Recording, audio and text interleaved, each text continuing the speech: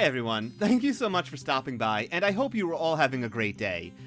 Sorry that it's been a while since the last video, but we're back now, and for this video what I wanted to do was look at cash shops in World of Warcraft and Final Fantasy XIV. But, before that, I just wanted to say thank you to everyone who has been watching, subscribing, commenting, and liking on the videos. It really does mean a lot to me. Anyways, so something I found to be interesting with the whole cash shop thing is that, at least in my experience, the cash shop in WoW was often criticized, and heavily at that. However, when it comes to Final Fantasy XIV's cash shop, I haven't really seen that to be the case. In fact, I hardly even see the cash shop mentioned, and that made me wonder, what is Final Fantasy XIV doing here that WoW isn't? What did WoW do that made players, well, hate their cash shop? To begin, let's look at World of Warcraft. So, I remember when World of Warcraft announced and released its cash shop. It was during the Wrath of the Lich King expansion, and I remember the reception being, well, let's just say, pretty negative. Cash shops at the time, they were a thing you would only find in free-to-play MMOs, or an MMO that failed so fantastically that it went free-to-play. And, well, this led to a pretty negative image of cash shops in MMOs. They were something you found in failed MMOs, in free-to-play MMOs, but they certainly didn't belong in a successful MMO. In fact, the game was so popular that it was featured on South Park in a very memorable episode, where the gang were looking to find a game-breaking weapon. It showed them gaining massive amounts of weight as they played all day and night, and it was just really awesome to see a game that you loved in such a popular TV show. You also had celebrities endorsing this game, telling all the viewers which race and class they were playing. I remembered William Shatner talking about being a shaman, and Mr. T going on and on and on about playing a night elf with a mohawk. So, introducing the cash shop into a game that was this popular, and was already asking $40 for the box price, and a $14 sub fee, it just didn't feel right. Why did a game doing this well need this, you know? It also didn't help that so many of these other cash shops had pay-to-win features, or pay-for-convenience features, and there was a fear that those things would make its way into World of Warcraft. So, these were many of the thoughts going through our minds when Blizzard first announced that they wanted to bring in a cash shop. And when the cash shop initially released, and it was only mounts and pets, personally, I felt it seemed pretty innocent. I know a lot of players were annoyed at it, but since it had no real pay-to-win functionality, I figured, who was it really hurting? I will have to eat those words later on. You know, I thought that if a player wanted to spend $20 on that Celestial Steed mount, well, it's their money, right? It doesn't really affect me. And that's because what I enjoyed about mounts was showing off a mount that was challenging to get. You know, requiring you to defeat a difficult raid encounter, or maybe something that had a very low drop rate. And this meant that I never really cared about the cash shop, and it mostly faded into the background. Now, over time, that stance did wind up changing. Something that you might start to notice during some of WoW's infamously long content droughts is that the cash shop would still get additions to it. It was almost like they were saying to us, oh, we know you've been bored in this year-long content drought, but did you know the cash shop has some new mounts and pets to buy? There's your content, enjoy. Yeah, that never felt great. And Blizzard, of course, found a way to make it feel even worse when they would employ their favorite little trick, tying a 6-month sub with a mount from the shop, fully aware that the next bit of content could be months away. You know, as a way to keep you paying and playing when they had nothing of real substance to offer. And it was these sort of things that really made me more and more resentful at the cash shop. What's more, mounts and pets in the cash shop, they tended to be of a higher quality, in terms of polygon count and the animation. Now, I am not saying what is found in-game didn't look good, and in fact, there are a lot of mounts I really loved that were earned in-game, but it's hard to deny that what you could find in the cash shop tended to look a little bit better. And don't forget, you are paying for the mounts only obtained in-game. You know, with the box price and sub fee. So it really shouldn't have been the case that the in-game stuff didn't seem to be as lovingly crafted as the stuff that was in the shop. Now for me, the biggest issue, the one that really got under my skin, was when they introduced the WoW token. Now, for those that may not know, the WoW token is something that you can buy out of the cash shop for $20 US that you can then sell on the in-game auction house for gold. Now, why would a player want to buy this token off the auction house in the first place? Well, because when used, it added 30 days of sub time to that player's account. This was essentially a way for Blizzard to, in a very indirect way, allow players to buy gold.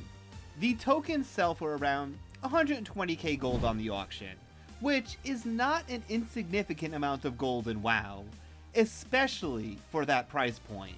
The biggest consequence of this was it added to the problem of boosting, which is essentially players selling clears of difficult content for gold, or getting to a certain rank in PvP. This negatively affected me when I was playing World of Warcraft, because whenever I just wanted to run content, it could be very deflating seeing multiple groups whose sole intent was selling the clears. Now, I didn't play a Flavor of the Month class, so it was already an uphill battle putting together or finding groups to begin with, and this made it even more difficult. Remember how I said the cash shop didn't really affect me, and I'd be eating my words? Well, here we are. I've heard that this has gotten better since I quit, but that doesn't change the fact that Blizzard is selling gold. No matter how you try to slice it, that is aggressively pay to win. And it was the WoW token that was the straw that broke the camel's back for me, at least when it came to World of Warcraft's cash shop. And now, let's take a look at Final Fantasy XIV's version of the cash shop.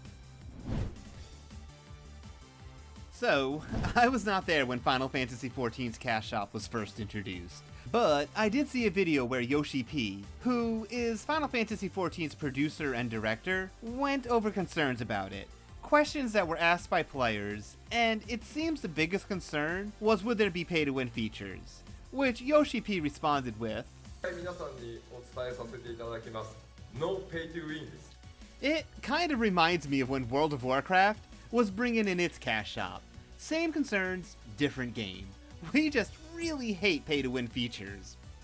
Now, I believe that Final Fantasy XIV had a unique advantage when it released its cash shop, because it wasn't the first sub-based MMO to do so. Gamers as a whole may not have a real big love of the mighty cash shop, but I suppose after years of having it shoved down our throats, we've sort of learned how to swallow it. Now, when you look at the cash shop in Final Fantasy XIV, it really isn't all that different from what WoW offers, and in fact has many more options, with emotes, dyes, music, housing items, as well as mounts and minions, as you might expect, all being put up for sale. Now, something that caught my eye with the mounts that could be problematic is the SDS Fenrir mount has an in-game benefit attached to it.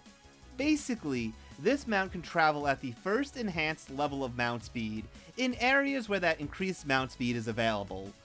This seems awfully like paying for convenience, right? When you're going through the MSQ for the first time, having that extra speed would certainly be nice. Now, it's not game-breaking by any stretch of the imagination, and by the time you get flying, it's completely irrelevant. You can also, in an indirect way, buy gil from the Final Fantasy XIV cash shop. Whenever you purchase a story skip or a level boost, you are granted some gil. Now, when I say some gil, I mean just that. You get 500,000 gil.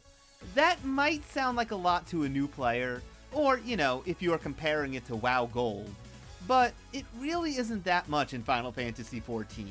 Also, I can't even imagine that players would use this as a means to buy gil. the return on investment is absurdly bad. I did a little bit of research to see what $20 is worth in gil, and big emphasis on the bunny ears around worth. And $20 would be worth about 18 million gil. This would be $25 for 500,000 gil. So yeah, that should give you an idea of just how little gil you get from these. But I can't deny that if a player really wanted to, they could buy the 17 boost available for $425 before tax and get 8,500,000 gil. So that seems pretty pay to win to me. Now, the reason this doesn't bother me, like the WoW token did, is because of how impractical it is. And it doesn't seem to be designed as a way for players to buy gil. The WoW token is most definitely designed for that purpose. By the way, I feel like I should mention this. Do not go to third-party sites and buy gold or gil. They are completely untrustworthy, and these sites have been known to steal game accounts and credit card information. Also, it's against every video game's TOS. You can get your account temporarily or even permanently banned. And there you have it, Final Fantasy XIV and WoW cash shops. You know, if I could have it my way, there would be no cash shops in these games. But that won't ever happen. They just provide way too much money to these companies. To answer the question as to why I think players are generally less critical of the cash shop in 14, I think it's because 14 players are generally happy with the developers and the direction of the game, as well as the content cycle. That is something that WoW has struggled with, and for a long time too. I recall year-long content droughts between expansions, and very long content droughts between patches as well. But, like I said before, the cash shop always seems ready to sell you on a new mount, or pet, or some kind of deal with their 6-month sub, when there is no new content on the horizon. And for me, the WoW token is what made the cash shop unbearable. While I mentioned some questionable things in the 14 cash shop earlier, there was nothing as egregious as the WoW token. Anyways, that is all for this one. Thank you so much for watching. Please consider leaving a like, comment, and subscribing, and I will see you next time. Bye!